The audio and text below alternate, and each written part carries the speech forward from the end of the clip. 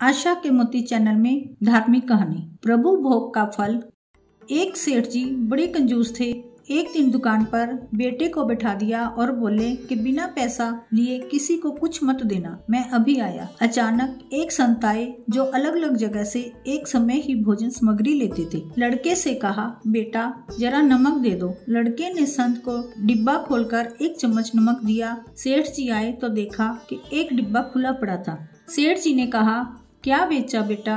बेटा बोला, एक संत जो तालाब के किनारे रहते हैं उनको एक चम्मच नमक दिया था। सेठ का माथा ठनका और बोला, अरे मूर्ख, इसमें तो जहरीला पदार्थ है। अब सेठ जी भागकर संत जी के पास गए।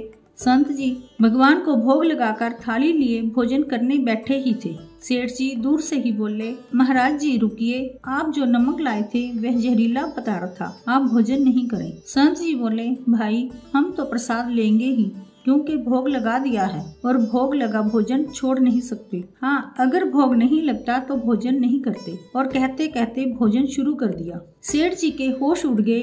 वो तो बैठ गए वहीं पर। रात हो गई, सेठ जी वहीं सो गए कि कहीं संत जी की तबीयत बिगड़ गई तो कम से कम वैद्य जी को दिखा देंगे और बदनामी से बचेंगे। सोचते सोचते उन्हें नींद आ गई। सुबह जल्दी ही संत उठ गए और नदी में स्नान करके स्वस्थ दशा में आ रहे हैं। सेठ जी ने कहा, महाराज तबीयत तो ठीक है? संत बोले, भगवान की कृपा है। इतना कहकर मंदिर खोला तो देखते हैं भगवान के श्री विग्रह के 2 भाग हो गए हैं और शरीर काला पड़ गया है। अब तो सेठ जी सारा मामला समझ गए कि अटल विश्वास से भगवान ने भोजन का जहर भोग के रूप में स्वयं में ग्रहण कर लिया और भगत को प्रसाद का ग्रहण कराया। सेठ जी ने घर आकर बेटे को घर दुकान संभाला और स्वयं भक्ति करने संत शरण में चले गए। इसलिए रोज ही भगवान को निवेदन करके भोजन का भोग लगा करके ही भोजन करें। भोजन अमृत बन जाता है। अतः आज से ही यह नियम लें कि भोजन बिना भोग लगाए नहीं करेंगे। जय जय श्री राधे।